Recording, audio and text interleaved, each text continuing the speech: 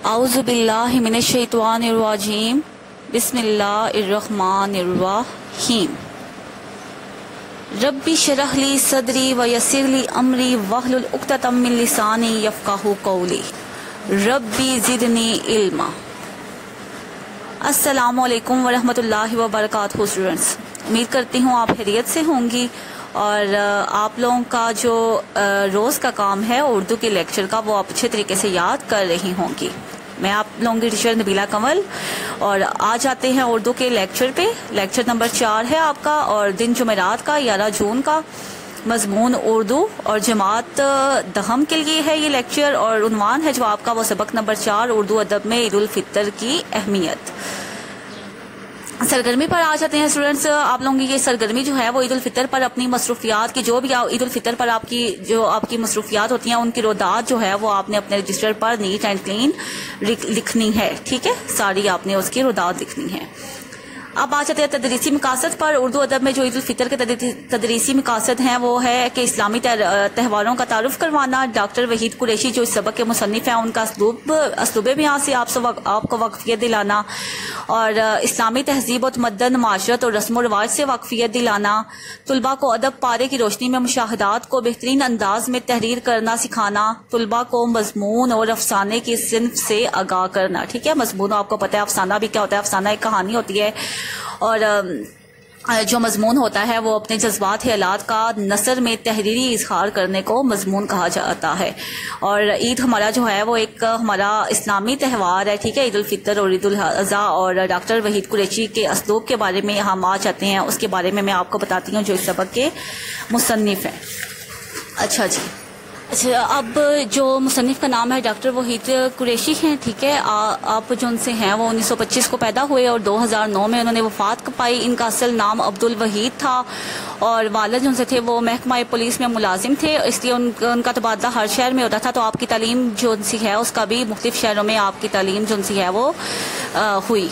उसके बाद आपको मुतअद्दिद एज़ाज़ात भी दिए गए। आप मुख्तलिफ औकात में बतौर एजाज़ी मोतमन बज़्म इकबाल लाहौर, नाज़म इकबाल अकादमी पाकिस्तान और मुख्तमम मगरबी पाकिस्तान उर्दू अकेडमी लाहौर में आपने खिदमात अंजाम दी।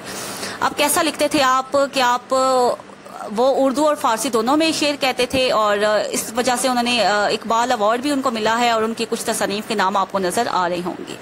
अच्छा जी स्टूडेंट्स, आप आ जाते हैं सबक उर्दू अदब में ईद उल फितर पर। इस सबक के जो मुसन्निफ हैं वो हैं डॉक्टर वहीद कुरैशी और सनफ़ अदब के लिहाज से आपका ये सबक मजमून है। ठीक है, मजमून मैंने आपको बताया कि जिसमें मुसन्निफ अपने ख्यालात, जज्बात और तासुरात का नसर में तहरीरी अंदाज में ठीक है बयान करता है। तहरीरी अंदाज में उसको मजमून कहा जाता है। मजमून किसी भी मसले पर, किसी भी मौजू पर आप कलमबंद कर सकते हैं। तो ये जो सबक है आपका, इसमें मुसन्निफ बताता है कि ईद जो है वो मुसलमानों का मजहबी त्यौहार है। लेकिन पहले क्या होता था कि ईद के हवाले से शायरी क्या होती थी कि सिर्फ महबूब से मुलाकातों को ही शायरी का हिस्सा बनाया जाता था। लेकिन 1857 की जंग आज़ादी के बाद जो ईद है इसके मौजू पर बहुत ज्यादा वुसअत पैदा हुई, जिसमें मुसलमानों की तहजीबी और फिक्री जिंदगी भी शामिल है। इसके अलावा हिलाल ईद को यानी कि ईद के चांद को मिल्लत के अरूजो ज़वाल की लामत के तौर पर भी कबूल करने का रुझान पैदा हुआ। जिन शोरा ने ईद के बारे में लिखा इनका ताल्लुक हमारे दाखिली रवैयों के साथ बहुत गहरा है। यानी कि पहले तो आप जो ईद थी ना उसको शायरी में सिर्फ यही कहा जाता था कि महबूब से मुलाकात होगी, ईद होगी तो महबूब से मुलाकात होगी, यानी कि शायरी तक ही महदूद थी ईद और ईद का चांद। लेकिन बाद में जो ईद का चांद है उसमें 1857 की जंग आज़ादी के बाद जब नज़मों में तेजी आई, ठीक है, नज़म का रिवाज जब बहुत ज्यादा बढ़ा तो उस टाइम फिर ईद उल फितर के मौजू पर भी बहुत ज्यादा वुसअत पैदा हुई।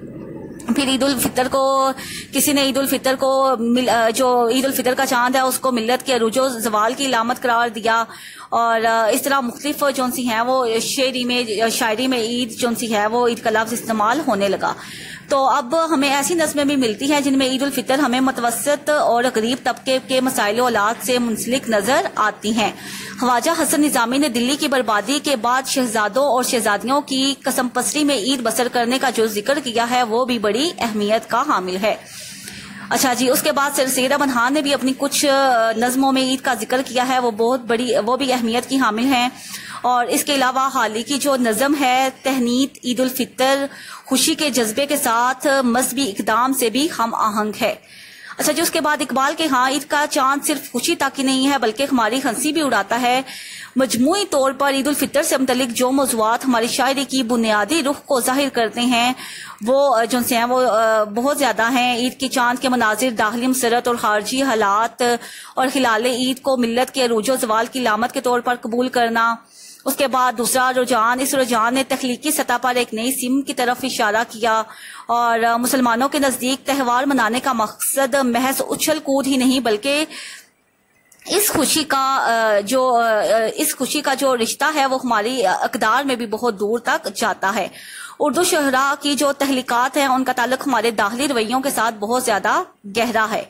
ईद की शायरी हमारी शेरी रवायात का एक अहम और नाकाबिले फरामोश हिस्सा है, यानी कि जो शायरी में ईद के बारे में जो शायरी हुई है, ईद की जो शायरी है उसका हमारी शेरी रवायात में बहुत अहम और एक नाकाबिले फरामोश हिस्सा है। उम्मीद है आपको इस सबक का खुलासा जो सा है वो समझ आ गया होगा।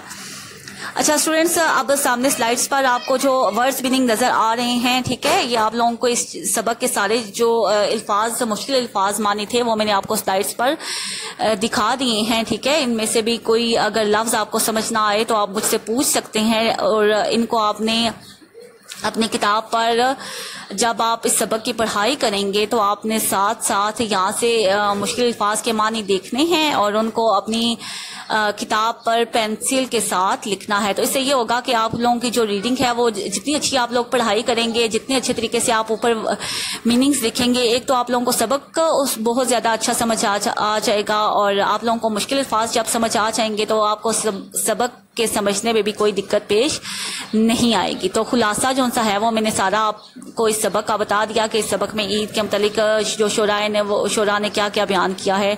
तो इसके अलावा भी अगर आपको कोई मुश्किल पेश आती है तो आप मुझसे पूछ सकते हैं। अच्छा स्टूडेंट्स, आप आ जाते हैं सबक के सियाको सबाक की तरफ। पैराग्राफ जो ऊपर दिया गया है और ये आपका किताब से पैराग्राफ लिया गया है और आपको पता है कि तस्लीस उर्दू कैसे लिखते हैं। सबसे पहले हवाला मतन लिखते हैं, हवाला मतन में सबक का नाम आता है और फिर मुसन्निफ का नाम आता है। उसके बाद आप मुश्किल अल्फाज के मानी लिखते हैं, यानी कि जो भी पैराग्राफ में मुश्किल अल्फाज होते हैं उनके मानी जब तक आपको याद नहीं होंगे तो आप लोग तस्लीस उर्दू अच्छे तरीके से नहीं कर सकेंगे।